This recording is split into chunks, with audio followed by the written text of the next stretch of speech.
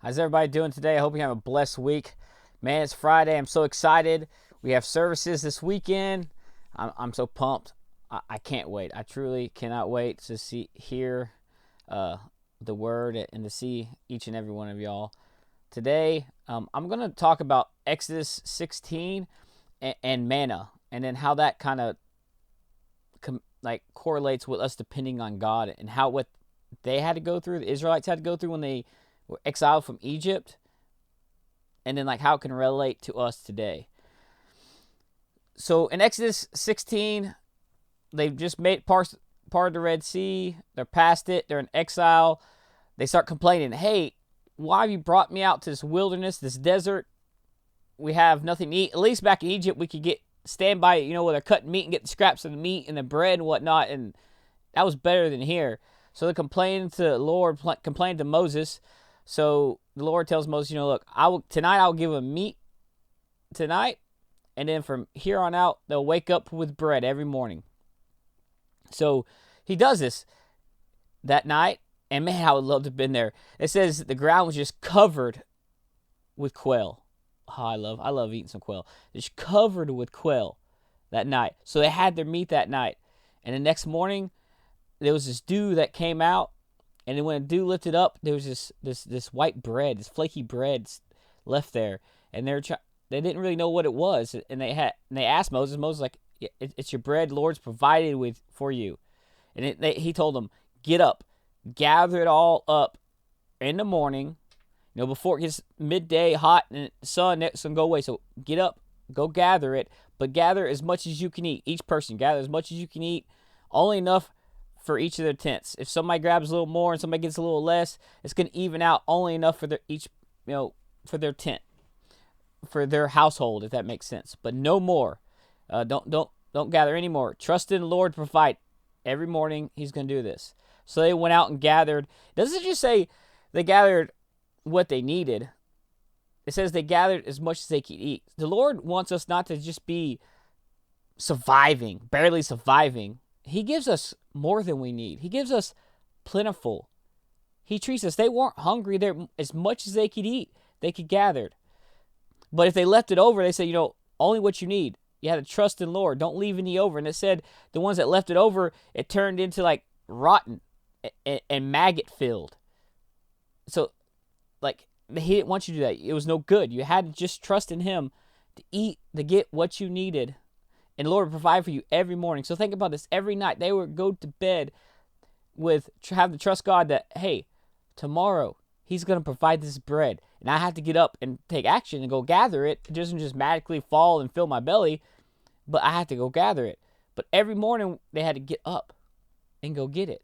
But they had to trust. Think about going to sleep, not having any food in the cupboards, and trusting 100% on the God each morning providing for you. Now, there was only one stipulation. It said on the sixth day, they needed to gather twice as much.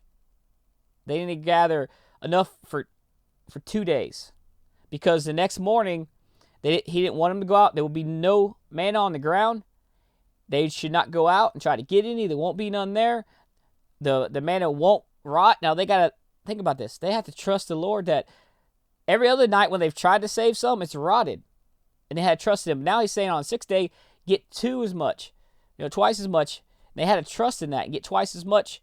And it says it didn't rot. But it still said some people went out trying to find manna that next morning, and there was none, because He wanted the people to rest. Just like on the seventh day, we need to rest. We need to take time to ourselves and rest. He told them to prepare it, get it ready. The sixth day, you could gather twice as much, because it was going to sustain you until the next week started. And it's just beautiful how that correlates. They had to wake up and trust in the Lord each and every day. They went to sleep with nothing in the cupboards, and just trusting Lord would provide for them every morning. And they would have to get up and go gather it, and they would provide. And on the sixth day, they could keep double the portion so they could relax and rest. So how much are we devoting our trust in Him?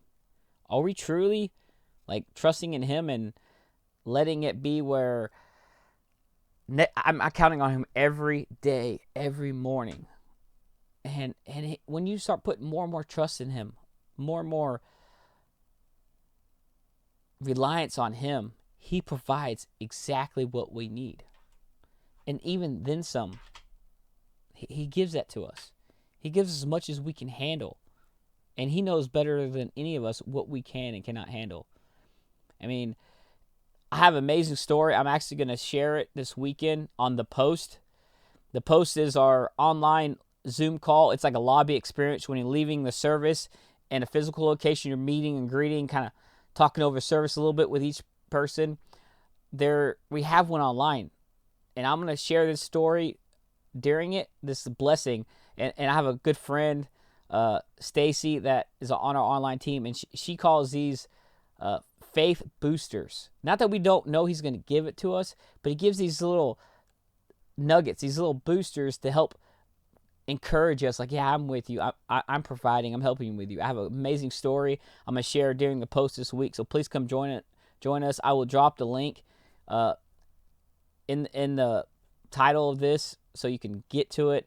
But after every service online, right after following, we have this post experience, this lobby experience. We'd love to have you join us. We have Saturday service at 6 p.m. So the post would fire off right around 7:05. Sunday morning, we have service. So about 10:30, 10:35, the posts will fire up. And then on Sunday at the 11 o'clock service, it'll fire up right after noon, right around 12:05. We'd love to have you join, please. I can't wait to share this experience.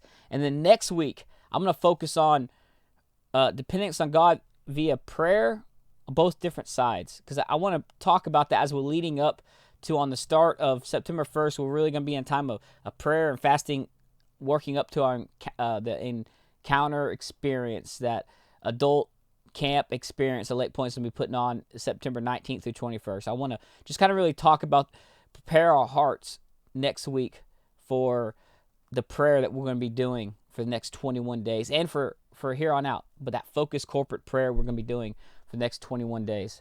So I love y'all. More importantly, God loves y'all. Y'all have a blessed weekend.